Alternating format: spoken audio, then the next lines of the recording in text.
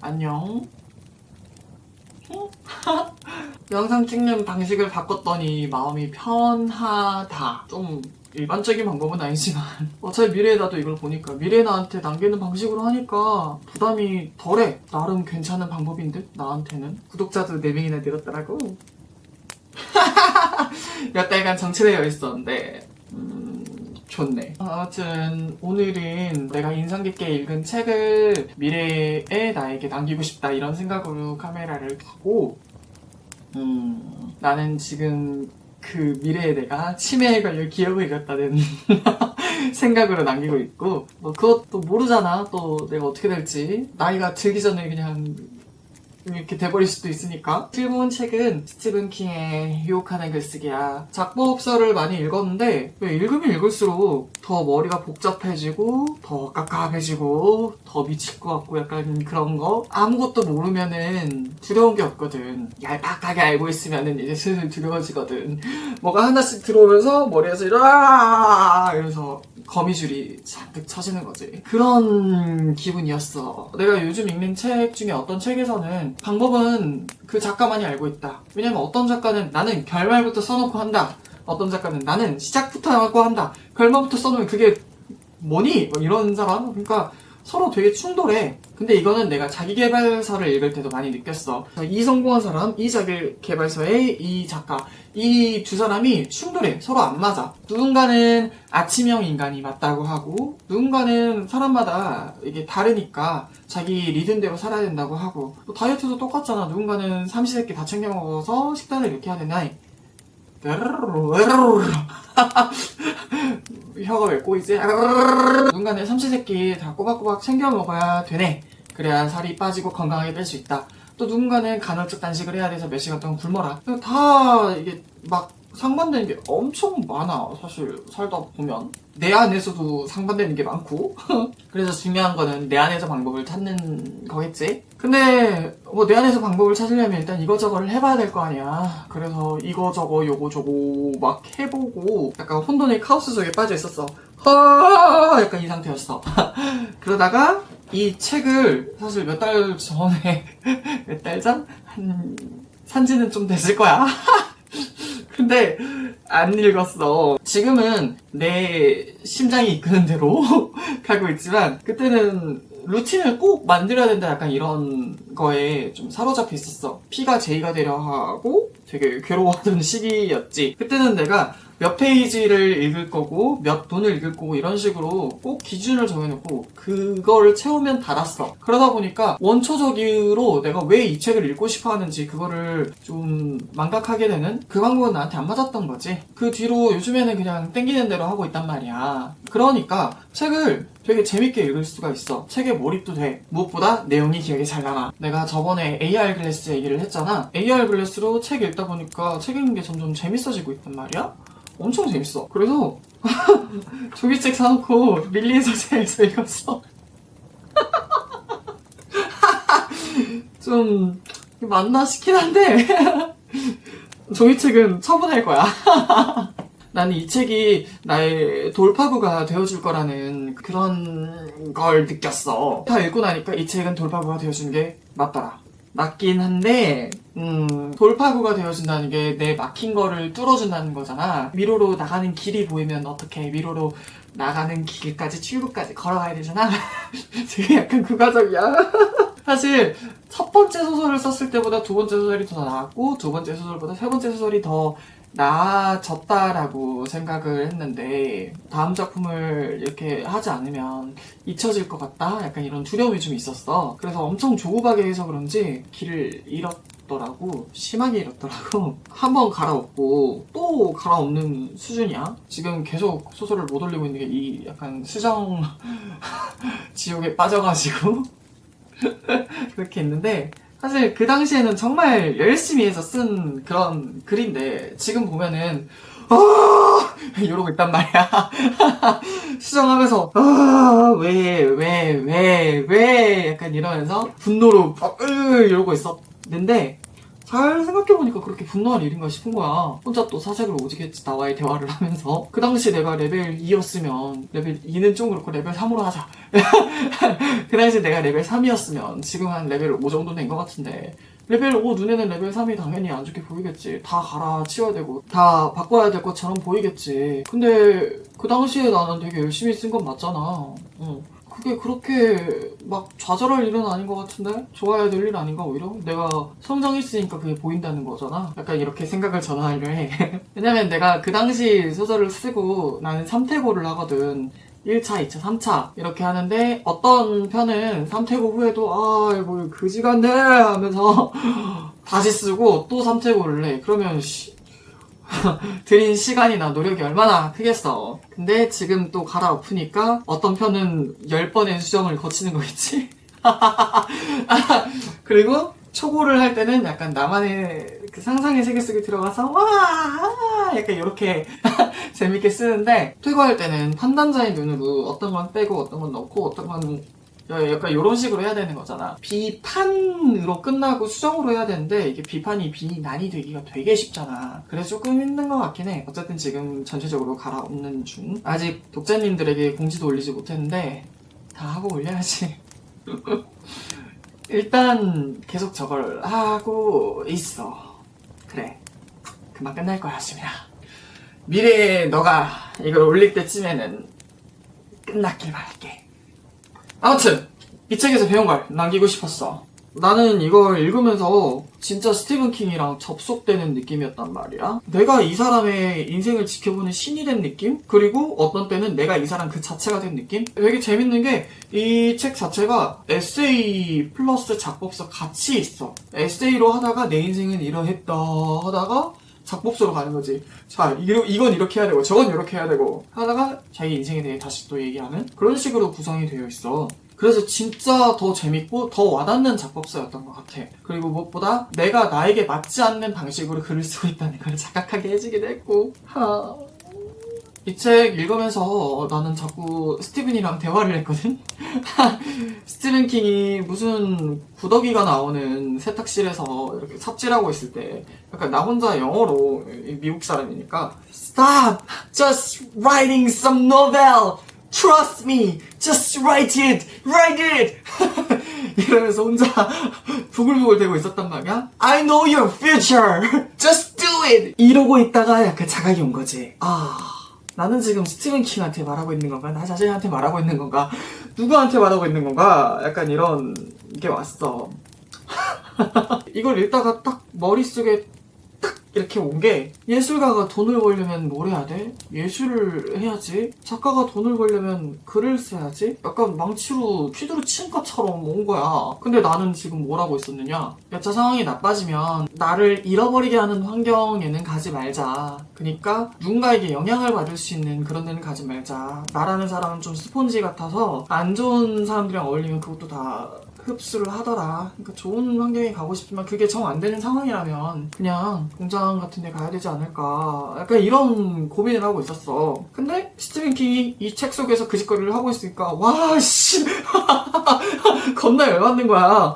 뭐 하냐고 글 써 이 자식아.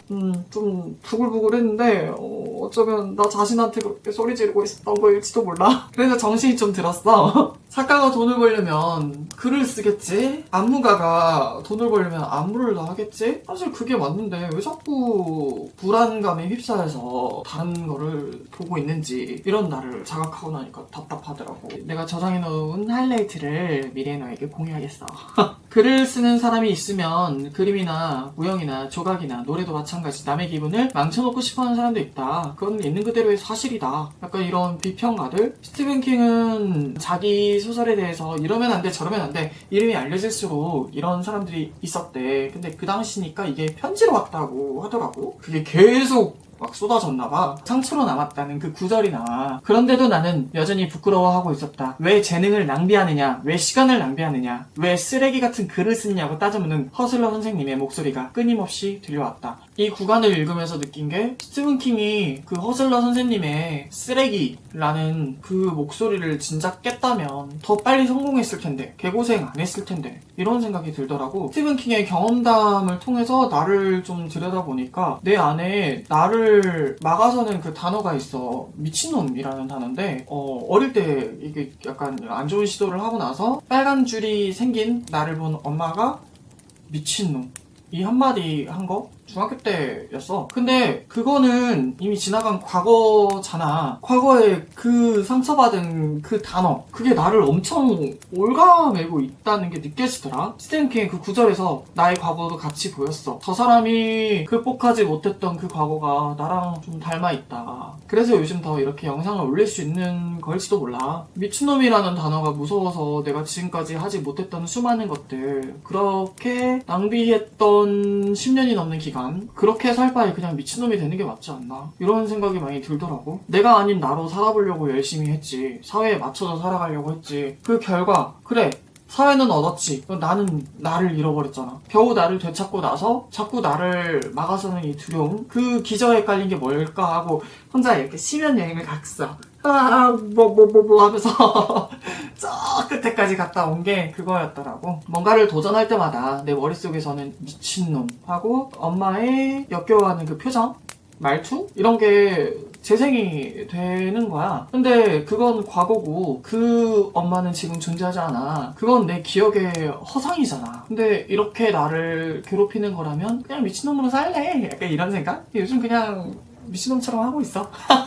막 해보고 있어, 내가 추구하는 나의 삶으로. 두렵다고 가만히 있으면 절대 변화는 일어나지 않으니까. 변화를 원하면서 가만히 있는 거는 멍청한 짓이니까. 스티븐 킹이 글을 되게 빨리빨리 쓰는 이유가 글을 오래 가지고 있을수록 그거를 놓친다고 하더라고. 내 머릿속에 생생했던 그거를 놓친다? 약간 이런 내용? 거기서 진짜 공감을 했어. 내가 글을 천천히 쓰고 이렇게 할수록 점점 방향을 잃는 느낌이 솔직히 강했어. 내가 지금껏 본 작법서, 자기계발서 이런 거는 대체로 제이들이 쓴 게 많았는데 진짜 딱 내게 필요한 작법서를 찾은 느낌이었어. 이 사람은 나랑 방식이 되게 비슷하네? 드디어 적합한 멘토를 찾았나 보다. 내가 진짜 어리석었던 게 자꾸 나를 문제로 인식하고 이거는 바꾸고 이거는 고치고 이거는 문제고 막 이런 짓거리를 하고 있었던 거야. 근데 이것도 아까 말한 그런 기저에 깔린 걸 보면 엄마가 항상 이렇게 나를 고치려 했던 게 내 안에 계속 쌓여 있었나 봐. 내 자신을 볼 때, 거울을 볼 때 여기 고치고 저기 고치고 여기 고치고, 내 성격을 볼 때도 여기 고치고 저기 고치고 여기 고치고 계속 이렇게 하니까 당연히 그렇게 하면 탈선이 일어나지.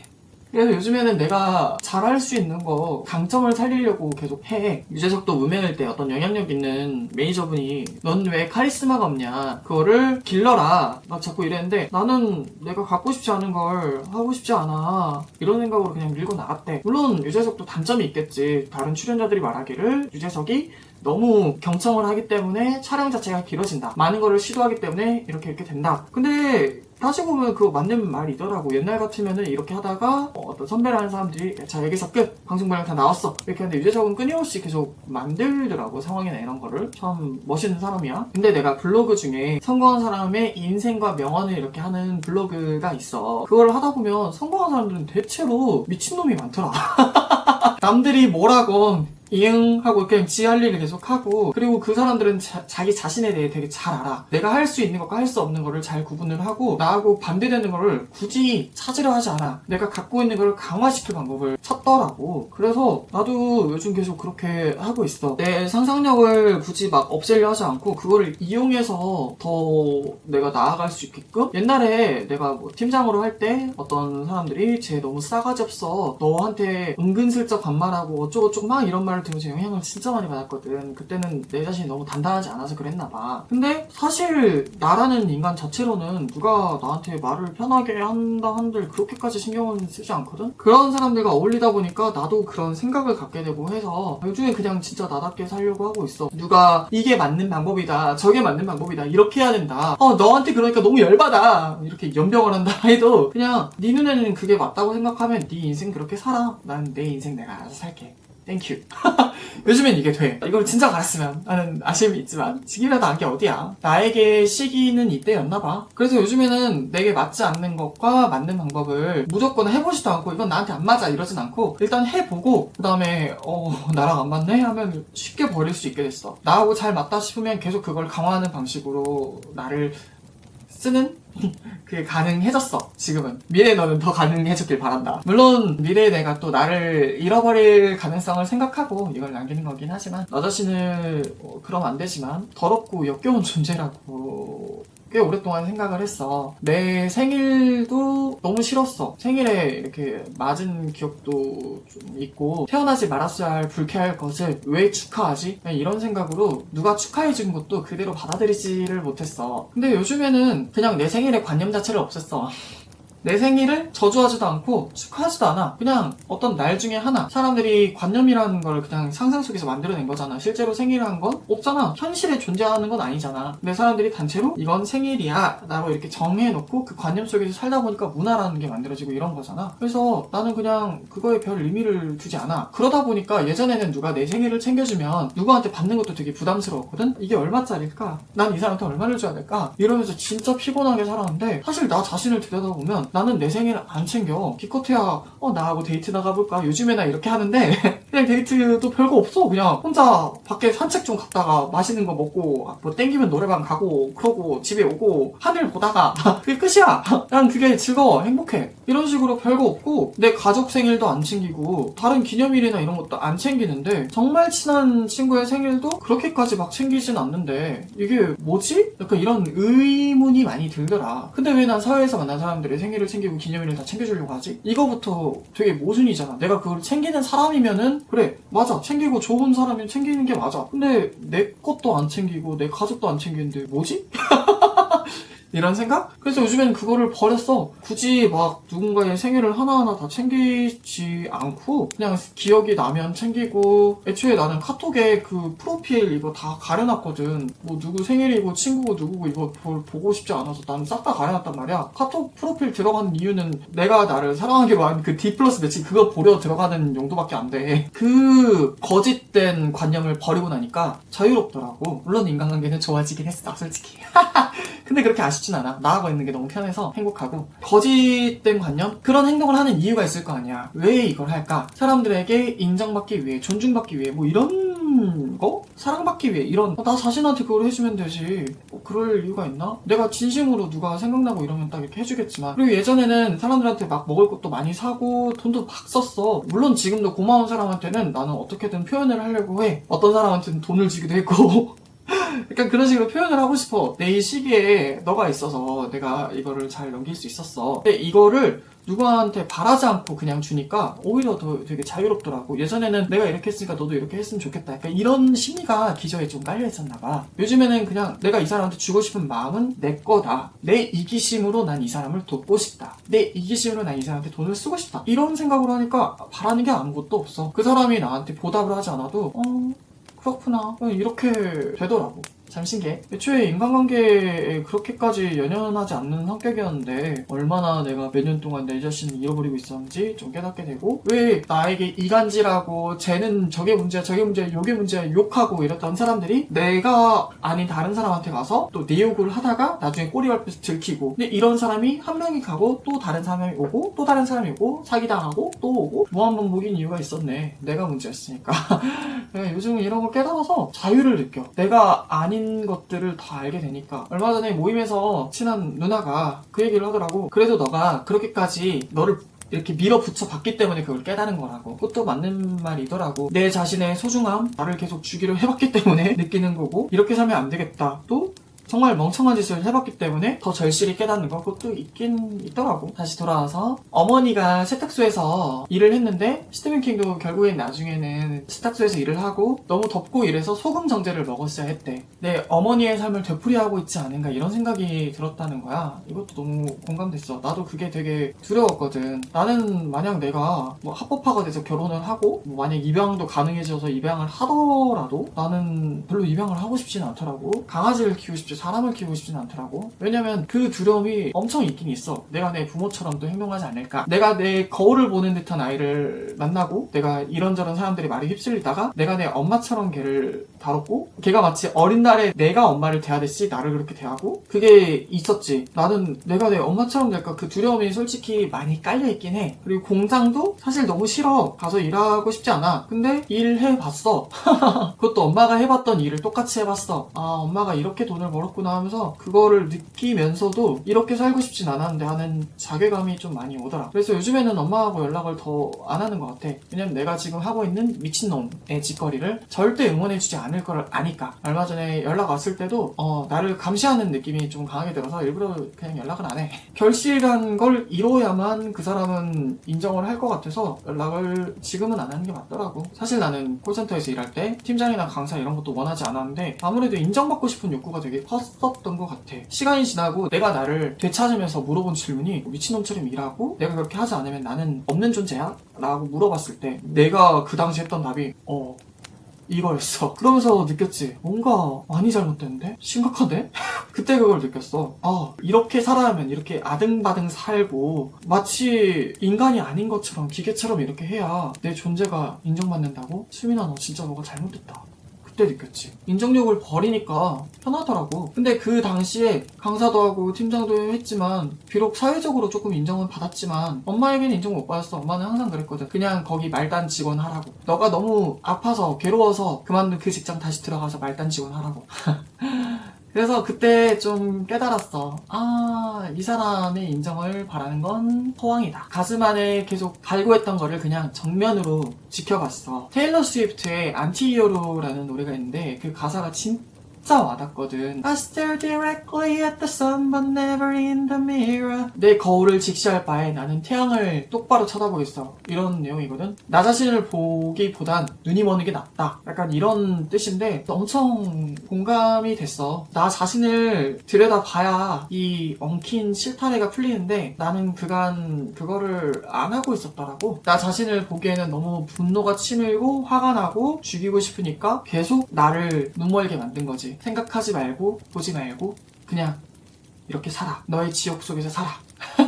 여기가 지옥이라는 거 한 번씩 깨닫지. 근데 그냥 살아. 입 닥치고 살아. 너의 인생은 답은 없으니까. 이런 메시지를 내가 계속 주입을 했더라. 나 자신한테. 근데 그런 메시지도 학습된 거니까 그래서 그걸 학습시킨 사람하고 좀 거리를 뛰어넘는 게 맞더라고. 당신이 말하던 미친놈이 그냥 미친놈이 되기로 결심했으니까 뭐 서운해할 수는 있겠지만 결실이 있어야만 당신에게 연락을 할 수 있게끔 만든 건 당신이라는 이런 생각이 들어. 굳이 지금은 연락을 안 하려고 해. 그리고 엄마같이 살 거라는 그런 두려움도 있지만 그것에 집중하기보다는 그냥 내가 하고 싶은 것에 계속 집중하고 있어. 그리고 이 책에서 스티븐 킹의 이런 시점 변환이 너무 재밌더라. 글을 쓰는 시점의 스티븐 킹이 회상을 하면서 이렇게 얘기를 하다가 자연스럽게 그 시절의 과거의 스티븐 킹이 말하는 식으로 바뀌어. 그러니까 바야흐로 때는 그때였지. 내가 몇 살 때 일이었는데 말이야. 그랬었지. 이렇게 가다가 그 아이로 돌아가. 차가 몰려온다. 내 가슴이 뛰어내기 시작했다. 이런 식으로. 근데 그게 너무 자연스러운 거야. 시점이 현재 시점에서 과거 시점으로 자연스레 넘어가는데 말하는 주체가 미래의 스티븐 킹에서 과거의 스티븐 킹으로 달라지는데 너무 자연스럽고 몰입감이 확 오는 거야. 너무 재밌더라고. 그리고 스티븐 킹이 글을 쓰는 공간을 놀이터라고 지칭을 해. 이때 또 머리에서 번개가 쳤어. 촥! 하고 헛!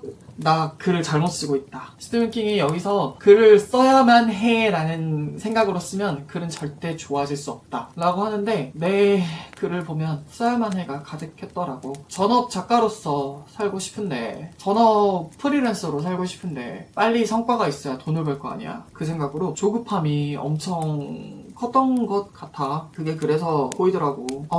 애초에 내가 글을 쓰는 건 내가 원래 돈으로 그렇게 움직이는 사람도 아니고 내 신념으로 많이 움직이는데 글을 쓰는 것 자체가 내가 행복해서 썼던 거 아닌가. 거기서 내가 놓치고 있던 그걸 딱 느끼게 해줬어. 놀이터라는 표현. 근데 물론 스티븐 킹도 이름을 제대로 알린 게 캐리라는 소설인데 영화로 돼 있어. 한 여학생이 종교에 심취한 어떤 미친 엄마 밑에서 자란단 말이야. 실제 소설은 내가 안 읽어봐서 영화에서는 강간으로 태어난 아이여서 엄마가 그 딸을 키우면서도 그 딸을 혐오해. 증오해. 그리고 그 아이에게 제대로 된 성교육도 시키지 않아. 학교에서 수영 후에 샤워를 하다가 얘가 초경이 터진 거야. 근데 얘는 이게 생리현상인지도 모르고 정신이 나가가지고 나 죽어가고 있어 도와줘 이러고 막 뛰쳐나와. 그러니까 다른 여자애들은 쟤 뭐야 미친년이야? 하면서 얘한테 생리대를 던져 넣으면서 탐폰이라고 하잖아. 그걸 던지면서 수잖아 막 이렇게 괴롭혀. 그걸 찍는 애도 있어. 내가 근데 1970년대 작가고 2000년대였나? 아무튼 그 두 작품을 다 봐서 스토리가 좀 머리에서 꼬여있어.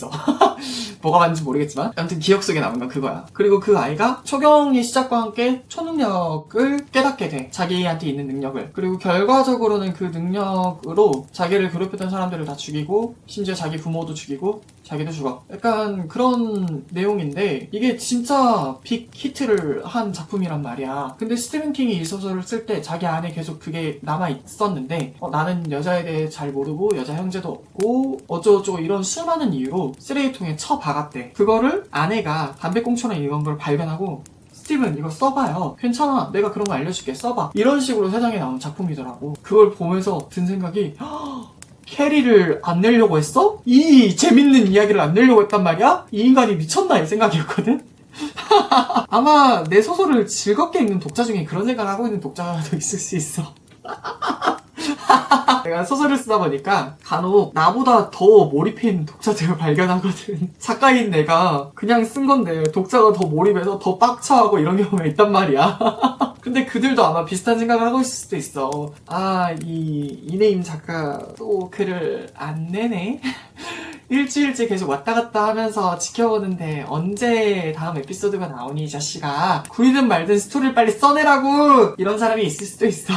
아직 나에게 대놓고 이렇게 말한 사람은 없었지만 그게 좀 느껴질 때가 있어. 내가 에피소드를 딱 내면 24시간 내로 막 달려와서 또 봐주시는 분들이 있어. 그분들이 계속 기다렸으니까 그렇게 찾아올 거 아니야. 그때 약간 그 생각을 해.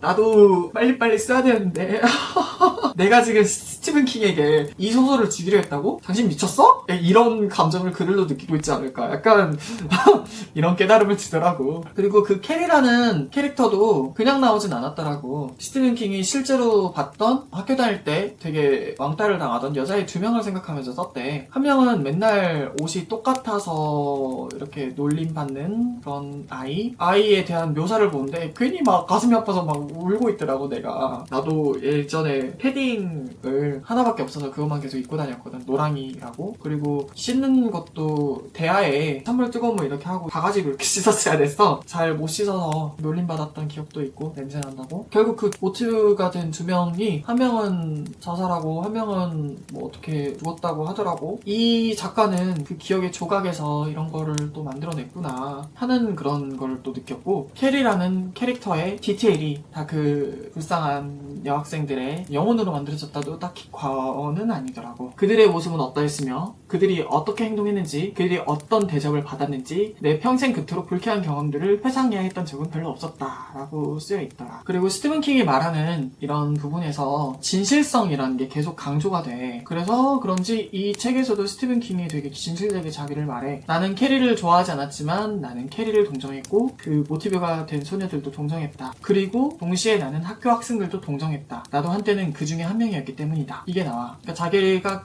직접적으로 괴롭히진 않았지만 자기도 그거를 방관하고 그냥 이랬던 사람이라는 거니까 그런 부분에서도 좀 느껴지더라. 그리고 이 스티븐 킹은 몰입하면서 글쓰기, 캐릭터에 완전히 동화돼서 빙의해서 글쓰기, 약간 이런 거를 말을 하는 사람이야. 그게 나하고는 잘 맞았어. 내 소설이 막힌 이유가 완전 제2인 작가를 따라하려고 1화부터 끝화까지 싹 싹 다 트리트먼트라고 해. 시놉시스가 줄거리나 이런 거를 딱 이렇게 해놓고 대략적으로 어떻게 해야 될 거를 써놓는다면 트리트먼트는 각 화마다 1화에는 너가 이렇게 해야 되고 2화에는 이렇게 해야 되고 3화에는 이렇게 해야 되고 이거를 써놓는 거야. 근데 내 캐릭터들은 기계가 아니야. 물론 그런 식으로 쓰는 사람도 있어. 너 캐릭터 너 이런 식으로 행동해야 돼. 요즘 보는 또 다른 책에서는 그걸 또 설명하더라고. 어떤 책이나 어떤 영화나 스토리를 다루는 것에서는 두 가지가 있다고. 첫 번째 행동에 초점을 맞추는 거, 두 번째는 감정에 초점을 맞추는 거. 행동에 초점을 맞추는 거, 모험을 떠나는 거. 사실 모험을 떠날 때 그 사람이 심리나 이런 걸 그렇게 많이 보진 않잖아. 그런 식으로 쓰는 작가들도 있고, 그리고 어떤 작가들은 완전히 그 사람의 심리에 관해서 쓴다. 내가 정말 인상 깊게 본 작품은 다 심리에 관한 거야. 내면 세계에 관한 거야. 그런 사람인 내가 행동 위주로 하는 그런 거에 썰법한 거를 계속 적용시키면 안 되는 거였어. 1화에는 너가 어떻게 행동해야 되고, 내 등장인물들은 살아 숨쉬어. 그리고 회차가 계속 되면 될수록 더 살아 숨쉬어. 작가니까 나는 창조주자 신이잖아. 나는 그들에게 생명을 주고 성격을 주고 어떤 걸 줬어. 근데 그들이 행동을 하면서 점점 깨어나. 마치 실제 인간과 똑같아. 부모가 아이에게 생명을 줬다고 해서 그 아이의 삶을 대신 살아줄 수는 없잖아. 그 아이의 삶을 좌지우지하려고 할수록 아이와 부모는 점점 멀어져. 어느 순간 되면 아이는 자유의지를 갖고 자기 인생을 살아야 돼. 근데 그거랑 똑같더라고. 캐릭터가 어느 순간부터 자유의지를 갖고 내가 생각한 건 이쪽 방향인데 얘는 이쪽으로 가고 싶어해. 전체적인 틀만 어느 정도 대충 잡아놓는 게 맞더라고 나한테는. 1화부터 끝화까지 다 얘네가 어떻게 행동해야 되는지 다 구상을 해놨는데 1화 될수록 얘네들이 점점 자아의지가 생기더니 작가하고 대립하기 시작하는 거야. 그러면서 미쳐버릴 것 같더라고. 그래서 글 쓰는 게 즐겁지가 않고 정말 좋아하는 일인데 괴롭고 약간 이런 상황이었어. 그래서 스티븐 킹의 이 작법서가 나한테 정말 맞는 작법서 인 것 같아. 애초에 나는 미술도 초현실주의 좋아하거든. 프리다 칼로 제일 좋아해. 그런 사람이 다시 생각해도 정말 어리석은 짓거리였다. 지금 수정 작업하는데 언제 끝날지 모르겠고 미쳐버릴 것 같고. 아니 할 수 있어? 아무튼 알고 보니 샤이닝은 나 자신에 대한 소설이었는데 그것을 쓰면서도 나는 그 사실을 적어도 그날 밤까지는 전혀 깨닫지 못했던 것이다 라고 되어 있어. 왜냐면 이거는 중독에 걸린 작가에 대한 글이거든.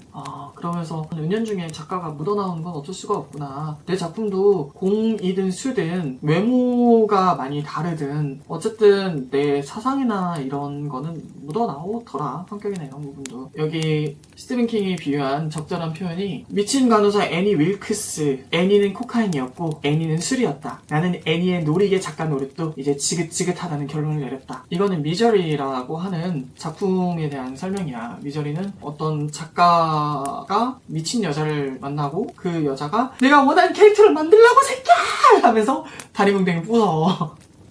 무엇보다 스티븐 킹이 약물 중독, 알코올 중독에 걸렸을 때도 글쓰기를 중단하지 않았다는 게 엄청 비참하고 무미건조하고 쓰레기 같은 거는 그냥 책상 가장 밑에 넣어놓고 계속 썼대. 그래서 내가 해야 될 거를 조금 더 깨닫게 해주는 계기가 됐어. 또 내게 이런 가르침을 준 구절이 사소한 특징들을 일일이 나열해야 한다면 글쓰기가 재미없어지고 만다. 과연 이런 설명이 필요할까? 태극을 위에는 가로 106cm, 세로 61cm 어쩌고저쩌고도 이렇게 되어 있고 토끼장을 상상해봐라 라고 하면 사람마다 토끼장을 다르게 상상할 건데 그거면 충분하다. 독자들이 알아게 상상하게 둬라. 하나하나 다 설명할 거면 사용 설명서를 쓰는 직업을 찾아라. 이거에서 약간 이렇게 느꼈어. 저 사람 아주 제대로 찔러버리시네 하면서. 그리고 내 글을 1화부터 다시 읽는데 사용 설명서처럼 써놓은 구절들이 보이더라고. 인물에 집중되지 않고 설명에 집중한 그런 걸 나는 되게 많이 수정했다 생각했는데 여전히 많이 있더라. 인물에 빠져들 수 있는 그런 구절로 더 고안해서 쓰고는 있어. 수정하고 있어. 소설을 읽는 독자가 내가 소설을 읽고 있다는 것을 까먹게 만들어야 된다고. 그게 맞더라고. 나도 인상 깊게 읽은 것들은 글을 읽고 있다는 걸 잊어버렸어. 애초에 이거 자체를 읽을 때 내가 글을 읽고 있다는 걸 까먹었어. 나는 미국으로 가서 1970, 80년대로 가서 메인주에 있는 스티븐 킹이 되었다가 스티븐 킹을 지켜보는 자가 되었다가 왔다 갔다 이렇게 했단 말이야. 그 느낌을 내 소설에서 살릴 수 있다면 얼마나 짜릿하고 즐거울까. 미래의 너는 그걸 계속 하고 있길 바랄게. 슬럼프가 오면 이 영상을 봐라. 소설의 목표는 정확한 문법이 아니라 독자를 따뜻이 맞이하여 이야기를 들려주는 것, 그리고 가능하다면 자기가 소설을 읽고 있다는 사실조차 잊게 만드는 것이다. 이거는 중요 표시까지 해서 하이라이트를 해놨네. 그리고 또 가르침을 준 문장. 작가가 되고 싶다면 무엇보다 두 가지 일을 반드시 해야 한다. 많이 읽고 많이 쓰는 것이다. 이 두 가지를 슬쩍 피해갈 수 있는 방법은 없다. 지름길도 없다. 다작, 다독, 다상이라고 하잖아. 근데 이거는 작가뿐만 아니라 좀 더 나은 삶을 위한 사람에게는 이 세 가지가 필요하다고 해. 다작, 작품할 게 없으면 그걸 자기 인생에 적용을 하면 된다고. 사업하는 사람은 새로운 시도를 이거저거 한다든지 이런 거. 이 세 가지가 기본의 원칙이라고 하는데 이걸 전체적으로 읽으면서 부끄러운 내 자신을 좀 마주했어. 내가 자꾸만 작법서만 계속 읽었던 거는 지름길을 찾고 있었던 거였더라고. 요즘 많이 느끼는 건 책을 한 권을 읽을 때마다 내 시야와 견문이 넓어진다. 머릿속에 길을 낸다고 하잖아. 막 이런 식으로 길을 계속 내는 느낌? 책 한 권을 읽고 나서 그걸 책을 의무적으로 읽는 게 아니라 내가 그 작가가 됐다고 생각하고 혹은 그 내용에 완전히 빠져서 읽다 보면 내가 겪지 못할 것을 순식간에 겪는 게 되잖아. 그것도 아주 상세하게. 그러니까 나는 조금 더 발전한 사람이 되어 있더라고. 안 좋은 책을 읽으면 나는 이렇게 쓰지 말아야지. 이렇게 술술 읽히려다가 턱! 이 부분에서 걸리는 거구나. 이러면서 난 또 하나 배우고 그걸 배우고 나서 내 소설을 다시 읽으면 내 글에서 이게 딱 걸리는 거구나. 나도 그걸 또 내 인생에 적용할 수 있고. 뮤즈는 땅에서 지낸다. 그는 지하실에서 살고 있다. 그래서 당신이 뮤즈가 있는 곳으로 내려가야 된다. 이런 식으로 잘 얘기를 해줘. 무엇보다 심각한 것은 뭔가 새로운 이야기를 만들어낼 때의 흥분이 사라지기 시작한다는 사실이다. 그러면 집필 작업이 노동처럼 느껴지는데 대부분의 작가들에게 그것은 죽음의 입맞춤과도 같다. 손댈 수 없을 만큼 뜨겁고 싱싱할 때 얼른 써버리는 것이다. 라고 하는데 나도 이 방법이 맞더라고. 괜히 5,000자 이상 쓰면 내가 소진되네 어쩌네 해서 괜히 나한테 제한을 두고 하니까 오히려 그 글이 더 생기를 잃었던 것 같아. 스티븐 킹의 신념에 대해서도 말하고 있는데 창작이란 어떤 이야기가 저절로 만들어지는 과정이라는 것이다. 작가가 할 일은 이야기가 성장해갈 장소를 만들어주는 것, 그리고 받아 적는 것, 그리고 몇 명의 등장인물들을 공격에 빠뜨려 놓고 그들이 거기서 벗어나려고 애쓰는 모습을 지켜본다. 그리고 등장인물에게 내 방식대로 움직이라고 요구하지 않는다. 지들을 멋대로 움직이길 바란다. 이렇게 되어 있더라고. 근데 나도 사실 이런 타입이었는데 이 책을 진작 읽을걸. 요즘 책을 많이 읽으면서 계속 느끼는 게 한 책을 읽을 때마다 내 견문이 넓어지고 내 시야가 더 넓어지니까 진작 읽을걸. 계속 이 생각이 많이 들어. 캐릭터에 몰입하고 그냥 캐릭터를 상황만 만들어주면 알아서 걔네들이 움직이는데 애초에 우리 인생도 우리 뜻대로 움직여지지 않잖아. 절대 생각대로 흘러가진 않잖아. 모든 게 우리 생각대로 흘러가진 않잖아. 근데 나는 등장인물들한테 내가 그걸 요구하고 있었더라고. 그러니까 내가 힘들었던 거였어. 작가인 나조차 앞으로 일어날 사건들을 미리 알면서도 그 소설의 결말을 정확히 짐작할 수 없다면 독자들도 안절부절 못하면서 정신없이 책장을 넘길 거라고 믿어도 좋을 것이다. 스토리를 알든 모르든 간에 작업을 시작한 데는 지장이 없다. 일단 화석을 찾아냈으니 발굴해라! 이러거든. 이 책이 스티븐 킹이랑 접속된 느낌? 그러니까 이런 느낌이 강해가지고 뼈 때리는 말이 좀 많이 와닿더라. 그 중에 하나가 글쓰기의 다른 요소들과 마찬가지로 묘사력도 연습을 통하여 발전시킬 수 있지만 아무리 연습해도 결코 완벽해질 수는 없다. 그러나 꼭 완벽해야 할까? 완벽해지면 무슨 재미가 있으랴. 나의 완벽주의에 또 그 망치로 한 대 후디를 갈겨주셨어. 독자에게 설명하려 하지 말고 보여줘라 이런 부분도 있고. 손더게스트라고 내가 정말 즐겁게 본 드라마 정말 재밌어서 여러 번 봤거든. 그 드라마를 소설집으로 바꾼 거를 읽었어. 내가 정말 좋아했던 대사가 있어. 드라마에서 나온 건데 그 빙의 된 형이 동생을 죽이기 전에 이렇게 하면서 형이 학원 빼먹지 말랬지. 이 대사 나 그게 너무 좋았는데 소설에는 없는 거야. 이게 좀 아쉬웠지만 그 대신 소설에는 또 다른 게 엄청 많더라고. 드라마를 볼 때는 오 이렇게 봤는데 소설을 읽을 때는 이렇게 반응하게 되는? 그만큼 그 묘사가 드라마랑 좀 다른 거야. 드라마는 상상이라는 것을 이미 만들어진 걸로 나에게 보여주는 거라 약간 감탄식? 한 번씩 약간 이러긴 했는데 소설을 볼 때는 진짜 완전 약간 이런 느낌? 드라마는 내가 그 사람이 되는 느낌이 아닌데 소설로 읽으니까 내가 그 사람이 된 느낌이 가득하더라고. 마치 내 눈앞에 생생히 있는 느낌? 그래서 내가 최근에 또 자기암시에 추가로 적어놓은 게 내가 원하는 건 세상에 없다. 내 능력인 상상력을 활용하자 이거든. 내 기억 속에 정말 맛있는 치킨을 시켜서 먹잖아? 첫 입 그 느낌 비슷하게 나. 둘째 입 그 느낌이 아니야. 게임도 마찬가지고 뭐든 다 그렇더라고. 어떤 것이든 내 상상력만한 건 없더라. 물론 내가 파워 애니여서 그런 것도 있겠지만 여기서 킹은 애니한테 완전히 몰입해서 쓰니까 그 등장인물이 평면적이지가 않고 계속 입체적인 거야. 평면적인 캐릭터들은 대체로 모험, 어드벤처, 액션 영화에서 나오는 그런 캐릭터들 등장인물이 변화가 없는 거. 입체적인 캐릭터들은 계속 변화하고 실제 사람같이 움직인단 말이야. 근데 근데 이 소설도 킹이 애니를 그런 식으로 묘사를 해. 완전 미친년 사이코인데 애니가 그럴 수밖에 없는 이유를 독자가 느끼게끔 해. 애니를 동정하게끔 해. 이런 부분? 그게 인물에 집중하면 이렇게 되는구나 하고 느꼈어. 나는 인물에 집중하는 성향인데 괜히 나한테 없는 거를 강화시키려 하다 보니까 길이 잃었지? 지금 이걸 찾았지만 해야 할 게 많아졌지? 아이 좋아! 행복해! 문제나 주제의식을 가지고 출발하는 것은 형편없는 소설의 지름길이다. 좋은 소설은 반드시 스토리에서 출발하여 주제로 나아간다. 주제에서 출발하여 스토리로 나아가는 일은 좀처럼 없다 라고 해. 요즘 읽고 있는 또 다른 작법서에서는 그런 거를 프로파간다, 선전물이라고 해. 나도 생각해보니까 주제의식을 정해놓고 하는 것보다 일단 막 쓰고 거기서 주제를 찾는 게 더 낫더라고. 아휴, 참 부족한 부분을 많이 느꼈어. 또 별표. 글을 빨리 써내려가면, 즉 필요에 따라 이따금씩 등장인물의 이름이나 배경 스토리 따위를 다시 확인하는 일 말고 줄곧 마음에 떠오르는 것을 그대로 받아 적고 있노라면 처음에 품었던 의욕을 유지할 수 있고 자신감을 잃어버린 일도 없다. 애초에 나는 사실 소설을 완결을 치고 오픈하고 싶었는데 맞지 않는 방법으로 계속 연병을 하다. 그리고 스티븐 킹이 어떤 출판사에서 반려를 하면서 짧은 쪽지를 받았대. 수정본 이퀄 초고 빼기 10% 행운을 빕니다. 이렇게 쓰여있었다는 거야. 그 뒤로 자기가 쓴 글을 이렇게 없애는 게 제사를 깎는 기분인데 그거를 계속 했대. 지금 웹소설은 보통 5,000자니까 5,000자에서 10%면 500자를 빼야 되지. 그래서 내 소설에 실제로 적용해보니까 500자를 무조건 빼야지 이렇게 인식은 안 하고 있어. 근데 그냥 막 쳐내고 빼내고 하다 보면 한 300에서 500자 정도는 빠지더라고. 그리고 그걸 빼고 나니까 글이 술술 읽히더라고. 아, 그래서 수정은 이렇게 했었어야 됐구나. 내가 그걸 몰랐네. 이걸 또 배웠어. 작품에 대한 부담감이 유난히 큰 날은, 즉 쓰고 싶다가 아니라 써야 한다 쪽으로 마음이 기우는 날은 작품 자체도 엉망이 되기 쉽다. 창작교실의 심각한 문제점 중 하나는 그 써야 한다가 아예 일반화된다는 사실이다. 스티븐 킹은 플롯이나 창작교실이나 이런 거를 되게 부정하는 사람이라 이런 내용도 있어. 그리고 실제로 내 글을 보면 좀 내 생각과는 달리 엉망이 될 때는 내가 무의식적 글쓰기가 아니라 의식적인 글쓰기를 할 때 더 엉망이 되더라고. 물론 그거를 활용하는 사람도 있어. 의식적으로 나는 5,000화 중에 1,000자는 이걸 쓸 거고 2,000자는 이걸 쓸 거고. 그러니까 제이형인 작가들이 보통 그러더라고. 어떻게 하는지 모르겠어. 그걸 따라하려다가 뱁새가 황새에 따라가려다가 가랭이가 쫙 찢어져가지고 안 될 것 같아. 나는 내 글이 내 마음에 들 때는 무의식적 글쓰기일 때더라고. 그냥 등장인물들이 지들이 마음대로 뛰놀게 그냥 냅두는 거? 냅두고 나면 나중에 보면 이러면서 내 글이 재밌어.